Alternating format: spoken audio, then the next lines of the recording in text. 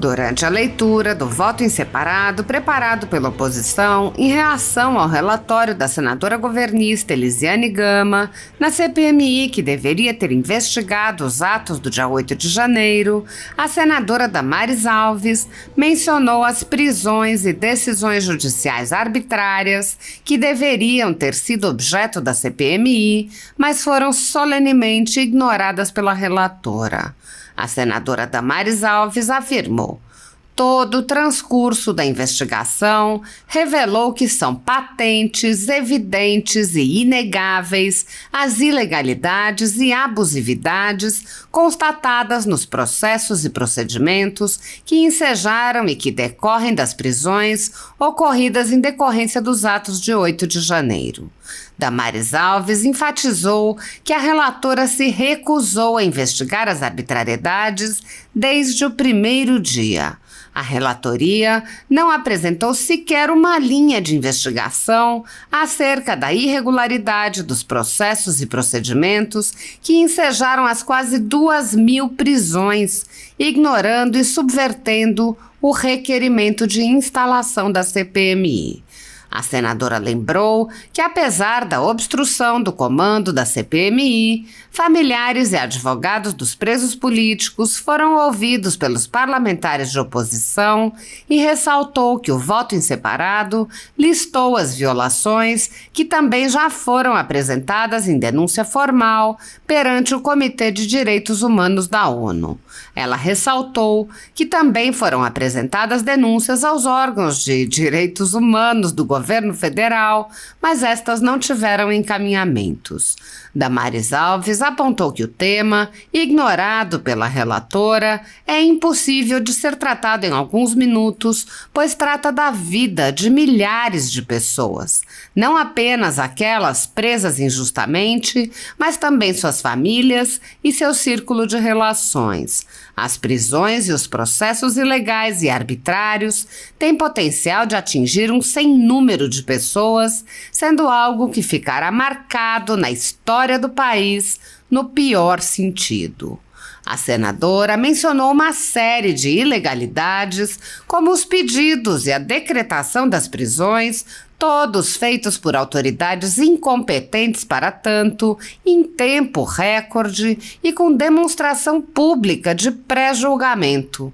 A senadora comparou com os acusados de outros crimes em datas anteriores, que foram até mesmo ouvidos pela CPMI e que foram julgados na primeira instância. Damares disse: parece claro que esse julgamento na Justiça Comum, inclusive com sentença de condenação já confirmada pelo Tribunal de Justiça do Distrito Federal, deixa absolutamente claro que o STF é incompetente para todos esses julgamentos de exceção que estão ocorrendo. Damares Alves disse: e o STF, incompetente para o julgamento, mostrava-se também parcial. A decisão faz referência às provocações da AGU e do senador Randolph Rodrigues, e ainda a um ofício do diretor-geral da Polícia Federal, Andrei Passos Rodrigues, assim como a uma assessoria de combate à desinformação do TSE. Veja-se o nível a que se chegou. Um tribunal eleitoral, presidido pelo mesmo ministro relator de inquérito infindável no STF, tem uma assessoria direcionada a combate à desinformação em situação dissociada por completo do tema eleitoral. O abuso salta aos olhos. A senadora listou detalhadamente uma série de abusos cometidos contra manifestantes pacíficos e lembrou: as pessoas permaneceram presas por semanas ou meses a fio, inclusive aquelas que nem poderiam ter sido presas preventivamente, que são todas aquelas presas no dia 9 de janeiro. A pena máxima dos crimes atribuídos a elas, pelas denúncias padronizadas da PGR, não alcança 4 anos, pelo que não está presente o pressuposto objetivo da prisão preventiva. Mesmo assim, foram submetidas a prisões por meses a fio, e ainda hoje estão com medidas privativas de liberdade que inviabilizam suas vidas. Todas as violações de direitos mencionadas pela senadora Damares Alves foram solenemente ignoradas pelo comando da CPMI, que insistiu em ouvir e quebrar sigilos de pessoas que não tinham qualquer relação com os atos ocorridos no dia 8 de janeiro, enquanto a CPMI perseguia cidadãos por terem manifestado apoio ao ex-presidente Jair Bolsonaro e elaborava suas narrativas. O Supremo Tribunal Federal iniciava uma série de julgamentos que vem se estendendo, condenando esses cidadãos a penas absurdas, com base em uma tese de crime multitudinário, onde qualquer pessoa pode ser condenada pela intenção vislumbrada pelo julgador na mente de um terceiro. Esse tipo de violação de direitos, entretanto, já se estende há anos, atingindo inclusive crianças, com a complacência subserviente do Senado Federal, que não age para promover o controle dos atos de ministros de cortes superiores. A violação de direitos de crianças e violação ao sistema acusatório, com o Ministério Público sendo ignorado, já se tornaram comuns no país, com a permanência e expansão dos inquéritos políticos conduzidos pelo ministro Alexandre de Moraes no Supremo Tribunal Federal. Crianças tiveram suas casas invadidas desde 2019 e até mesmo seus equipamentos eletrônicos apreendidos em meio às buscas e apreensões ordenadas sem qualquer indício de crime, que muitas vezes tiravam todos os bens eletrônicos de famílias e privavam as crianças até mesmo das aulas remotas durante a pandemia. Crianças foram separadas de seus pais e mães ou de seus avós, afastados da família em prisões políticas ou no exílio. Outras crianças ficam, na prática, presas com seus pais, que não podem deixar a casa e não têm meios de sustento para prover atividades para os filhos. Algumas crianças viram seu pai perder até mesmo o movimento das pernas, devido a um estranho acidente enquanto estava preso por crime de opinião.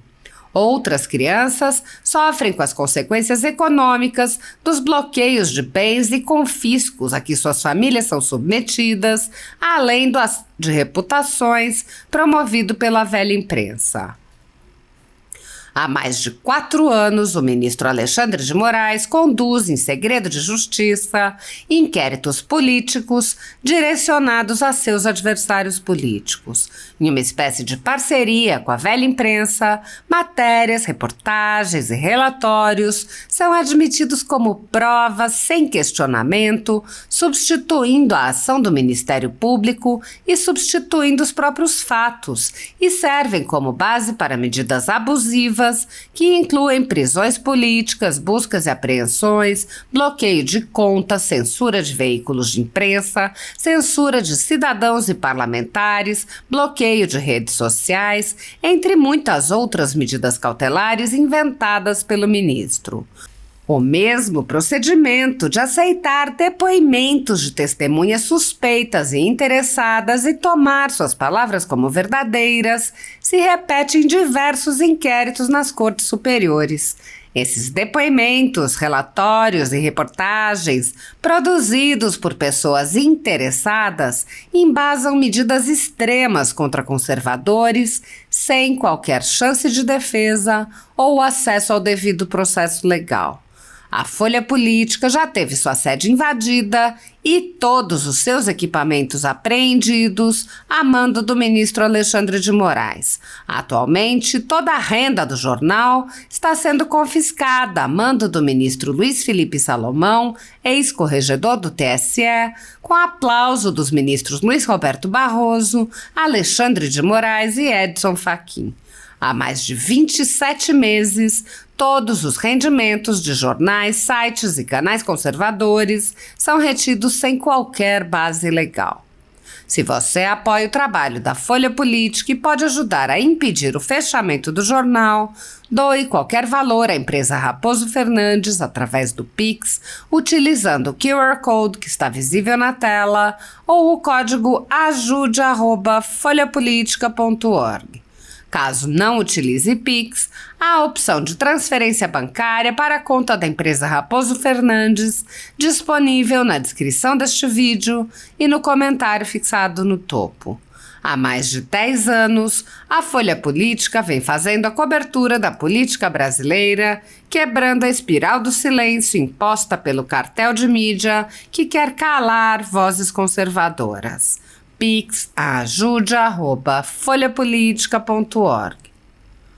Assista. Houve invasão, houve omissão, cumplicidade em proveito do que eu deixo de comentar. Muito obrigado. Na sequência, item 5, prisões e decisões judiciais arbitrárias, vândalos, manifestantes e financiadores. Todo o transcurso da investigação revelou que são patentes, evidentes e inegáveis as ilegalidades e abusividades constatadas nos processos e procedimentos que em Cejário decorrem das prisões ocorridas em decorrência dos atos de 8 de janeiro. Nessa linha, esse voto em separado buscou evidenciar as diversas ocorrências ilegais e abusivas, reunindo diversos casos equivalentes para ilustrar cada elemento de ilegalidade e abusividade. Importa ressaltar que houve, desde o plano de trabalho, flagrante exclusão da linha de investigação essencial do requerimento de instalação da CPMI, qual seja a apuração de injustiças contra aqueles que efetivamente não participaram e não concordaram com os atos de vandalismo. A relatoria não apresentou sequer uma linha de investigação acerca das irregularidades dos processos e procedimentos que ensejaram as quase 2.000 prisões, ignorando e subvertendo o requerimento de instalação da CPMI. Mas a análise de documentos e o contato com advogados, presos e familiares, em especial nas audiências públicas realizadas nas comissões de segurança e combate ao crime organizado da Câmara e do Senado sobre o tema, permitiu a exposição e as conclusões objetivas e inequívocas que constam do voto em separado. Este voto inclui e contempla todas as violações já apresentadas em denúncia formal perante o Comitê de Direitos Humanos da ONU. Dessa denúncia extrai-se as denúncias e petições apresentadas a órgãos de proteção aos direitos humanos no Brasil, todas sem qualquer encaminhamento real. Este item é muito relevante e muito extenso, impossível de ser tratado em alguns minutos, pois trata da vida de milhares de pessoas, não apenas aqueles presos injustamente, mas também suas famílias e seu ciclo de relações. As prisões e os processos ilegais e arbitrários têm potencial de atingir um sem número de pessoas, sendo algo que ficará marcado na história do país no pior sentido. A análise começa com a provocação da prisão em flagrante pela AGU e por senador da República, que não tem atribuição do tema, mas provocaram de forma muito expedita, ainda no curso dos acontecimentos. Há um ofício do diretor-geral da Polícia Federal, Andrei Passos Rodrigues, assim como a uma assessoria de combate à desinformação do TSE. Veja-se o nível a que se chegou. Um tribunal eleitoral presidido pelo mesmo ministro relator de inquérito infindável no STF tem uma assessoria direcionada a combate à desinformação em situação dissociada por completa do tema eleitoral. O abuso salta aos olhos. Mas essa decisão do ministro Alexandre de Moraes deixa clara a necessidade de punir as omissões de autoridades que viabilizaram a depredação ocorrida. Esperemos que essa ânsia punitiva também valha para as autoridades federais, cuja omissão está claramente delineada em nosso voto separado. Na sequência, analisamos a ilegalidade e a abusividade das prisões ocorridas em 9/1/2023, em que prenderam um arresto milhares de pessoas, inclusive crianças e até um cachorro, com inegável perfídia ou engano deliberado aos presos, o que é crime até na guerra. Aquelas pessoas que estavam acampadas no QG do Exército em Brasília foram enganadas por diversos agentes das forças de segurança e levadas a uma prisão ilegal e quase inacreditável, com direito a passarem horas trancadas em um ônibus lotado, sem direito a ir ao banheiro ou se alimentarem. E depois foram jogadas em um galpão, ainda sem saber o que estava realmente se passando. Nas prisões efetuadas em 8/1, no âmbito da Praça dos Três Poderes, foi patente a completa ausência de diferenciação de pessoas no momento da prisão. Major Natali, coordenador-geral da Segurança de Instalações do GSI, que acompanhou o desenrolar das prisões, foi arrolado pela PGR como testemunha de acusação no inquérito 4922. Nessa condição, o militar relatou que não houve qualquer diferenciação de conduta entre os manifestantes para fins de prisão, informando que a maioria era pacífica. Essa informação corrobora a natureza pacífica da manifestação para a maioria esmagadora dos manifestantes. Apesar da flagrante distinção entre os manifestantes, com a ausência de qualquer conduta homogênea, houve em 8 de janeiro de 2023 conduta de prisão por arresto, sem qualquer diferenciação, com posterior decisão uniforme para todas as pessoas da lavra do ministro Alexandre de Moraes. A já referida decisão inaugura todo um contexto de ilegalidade e abuso que foi se avolumando posteriormente. Após a ilegalidade flagrante de todas as prisões, veio a violação às prerrogativas mais básicas dos advogados e aos princípios do contraditório e da ampla defesa, que foram extensamente expostas nas audiências públicas que realizamos e estão consubstanciadas no voto em separado. O caso das audiências de custódia é muito pior, chegando-se a ter pessoas que levaram até 11 dias para serem levadas à audiência de custódia, quando a lei fala em 24 horas. E a audiência de custódia era essencialmente uma farsa, pois os juízes auxiliares não tinham poder decisório algum. Todo o poder continuava concentrado no ministro relator Alexandre de Moraes, que a toda evidência já tinha decidido não soltar ninguém. Até porque ele mesmo concentra as funções de juiz inquisitor, garantidor e julgador em descompasso com o próprio STF, que agora, em setembro de 2023, decidiu pela constitucionalidade do juiz de garantias. As pessoas permaneceram presas por semanas ou meses a fio, inclusive aquelas que nem poderiam ter sido presas preventivamente, que são todas aquelas presas no dia 9 de janeiro. A pena máxima dos crimes atribuídos a elas, pelas denúncias padronizadas da PGR, não alcançam 4 anos. Pelo que não está presente o pressuposto objetivo da prisão preventiva. Mesmo assim, foram submetidas a prisões por meses a fio. E ainda hoje, estão com medidas privativas de liberdade que inviabilizam suas vidas. Elas já cumpriram pena antecipada e agora estão sendo literalmente chantageadas pela oferta totalmente espontânea de um acordo de não percussão penal, o ANPP, que ultrapassa as raias do absurdo. Houve ainda o uso indevido de algemas contra entendimento simulado pelo STF. Houve a manutenção na prisão de dezenas de mulheres com filhos menores de 12 anos contra jurisprudência pacífica do próprio STF. Houve prisões preventivas, sem denúncias por meses, quando o prazo legal não ultrapassa 10 dias. Houve desconsideração do Ministério Público, mas a depender do subprocurador envolvido, reforçando o manejo de absolutamente tudo pelo relator, conforme o seu alvedrio pessoal. No julgamento, já ocorrido, a desconsideração do artigo 359 do Código Penal é plena. Esse artigo afasta a ocorrência de crimes contra o Estado Democrático de Direito em manifestações políticas, mas vem sendo sistematicamente desconsiderado, demonstrando que a revogação da Lei de Segurança Nacional, substituída pela Lei 497, acabou tornando a emenda pior que o soneto.